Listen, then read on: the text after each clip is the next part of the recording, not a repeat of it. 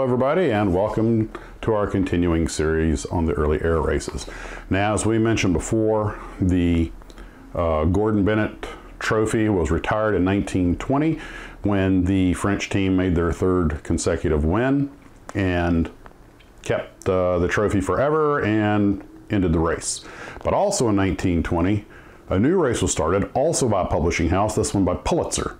And it was a approximately 30-mile race, primarily speed being the primary orientation, but there were other racing events that were included in it. And it was, of course, simply called the Pulitzer Trophy.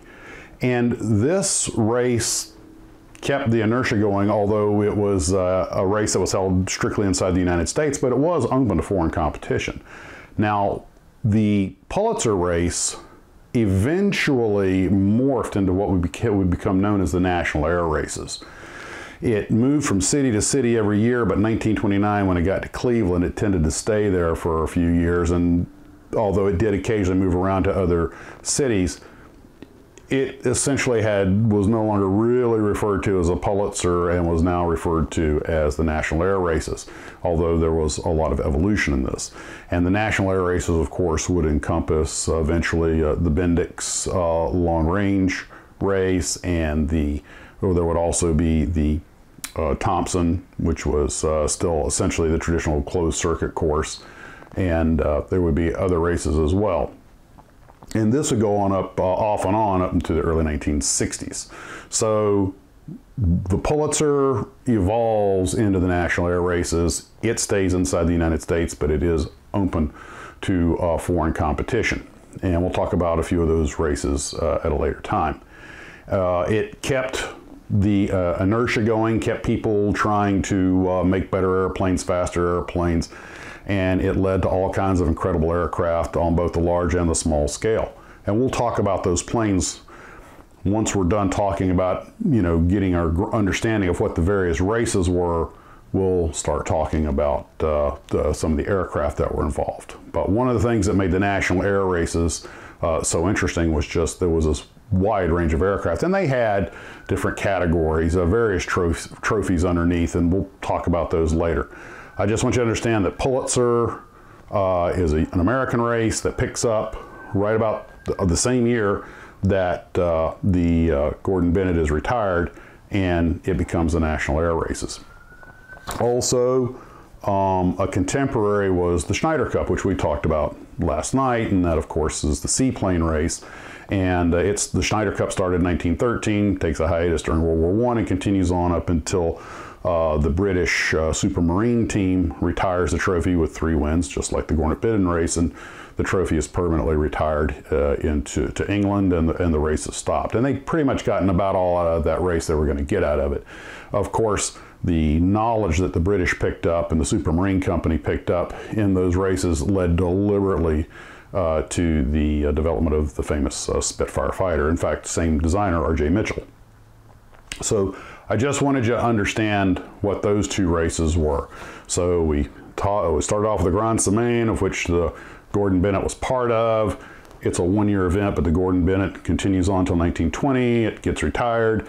Then the Pulitzer picks up and goes on, become National Air Races, and continues on to the 60s.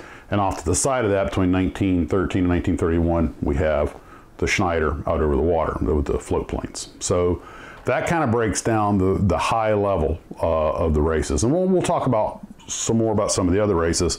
Now, I made a couple of notes because one thing I want to point out is that the Thompson, actually what we know as the Thompson closed circuit race, that actually began in 1929, and that came out of these other races. 1927 was a real catastrophe because they had what was called the Dole races, as in Dole pineapple. And the idea was that people had to fly from California to Honolulu. And there were a lot of, it was just a disaster. There were a lot of, and I'll talk about the Dole race a little more specifically on its own.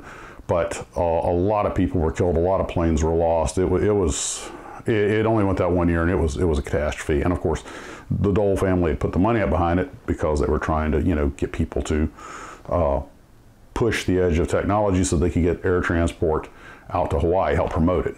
And that was probably one of the most dangerous races there ever was. Other thing that I want to talk about was, and I'd mentioned this again last night, was why the Schneider and seaplanes were going so much faster than the land planes. And to put it in one word, money. Or if you be a little more vague, support. The Schneider was a huge international race. There was a great deal of prestige, national pride involved. So frequently, the Schneider teams were very well funded. They often had military support. Some of the planes were flown by members of the Royal Air Force or the Italian Air Force. It was very much a grand production, often very, very well funded. So if you're remembering the right stuff, no bucks, no Buck Rogers. You know, make sure your ship fly, funding. Well, when you get the funding, you can do the research. When you can do the research and you have money for the extra engines, the propellers, and the mechanics and everything, and the engineers, you get a better, faster airplane. And this is one of the reasons, probably the main reason, that the Schneider aircraft out of the seaplanes were going so much faster than land planes, because the land planes were often things like the Thompson and the Bendix, where we're strictly inside the United States. Sometimes they got some military funding that they had to fight for, but usually only the military teams got that. The civilian teams were just scraping money up wherever they could, trying to win races to pay for a better airplane, to win more races, and kind of just a machine that starts eating itself. And that brings us to the next thing, which we'll be talking about in some detail. But a lot of times these guys would win this money, and the Granville Brothers, the GB fame, were classic examples. These guys are largely self-funded. So when they started winning a few races, get a little money, they would have to go find sponsors. Now, the good thing was a lot of times they didn't have to pay for tires or rigging or engines or propellers, because the manufacturers would make them for them and loan them to them, so that the winning airplane would have their engine. It was a good business decision on behalf of the manufacturers.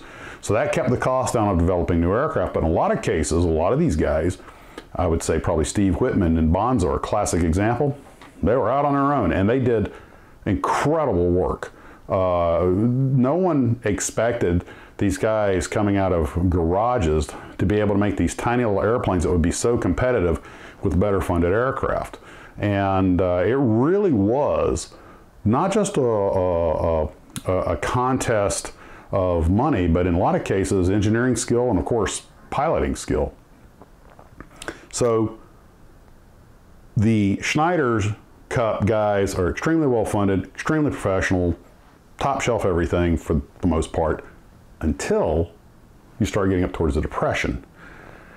The Royal Air Force had been providing a lot of support to the British team, but when the times got tight in the late 20s, they withdrew the support. And if it had not been for some very well-heeled and very patriotic British citizens that gave them some very substantial amounts of money, they would have dropped out of the race, or certainly not won it. But because of that funding, R.J. Mitchell was able to keep making the Supermarine series, R4, R5, R6, R6B, and the British were able to retire the Schneider Trophy. At one point, the R6B, I believe, got over 400 miles an hour, which the Italians were able to do a little bit later, after the race was over. So these well-funded teams, they were really pushing the edge of what you could do with technology. On the other end of the spectrum, in races like the Thompson and the Bendix, people were working in garages trying to do the same thing with much less. They simply didn't have the money to go as fast, but they made a lot of advancements. And if it had not been for people willing to fund the Thompson and the Bendix and the Schneider and all these other things and make all this happen, aviation would have been held much further back. And so I wanted you to, the main thing I wanted you to understand is that the seaplane races, the Schneider, although there was occasionally a pilot like Jimmy Doolittle who did fly in both, but Doolittle was, well, he was Doolittle. He you know, kind of in a league of his own. But for the most part, the Schneider Cup, the seaplanes, and the land plane racers were in two different orbits.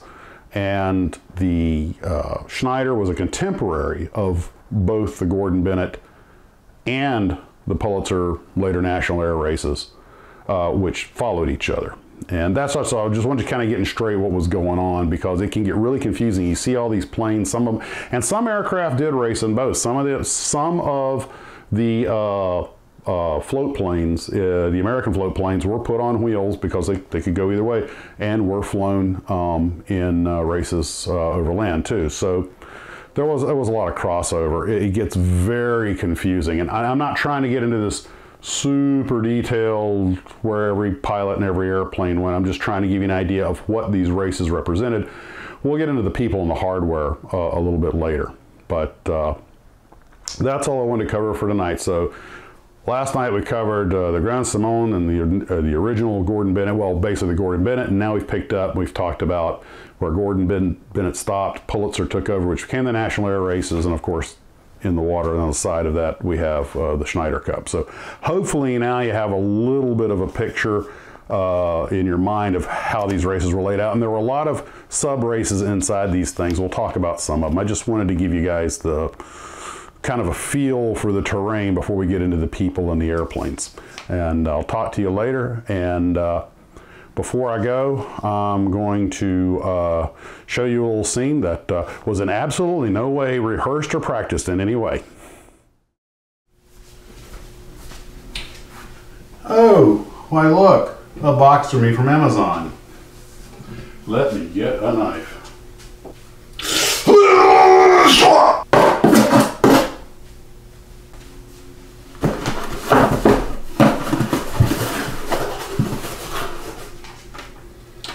A gift note. Just started reading this series myself. May not be strictly canon, but it does illustrate the Federation wasn't the good guys either.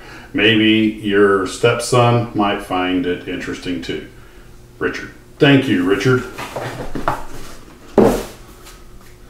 Oh, it's a Gundam suit, Mobile Suit Gundam, The Origin.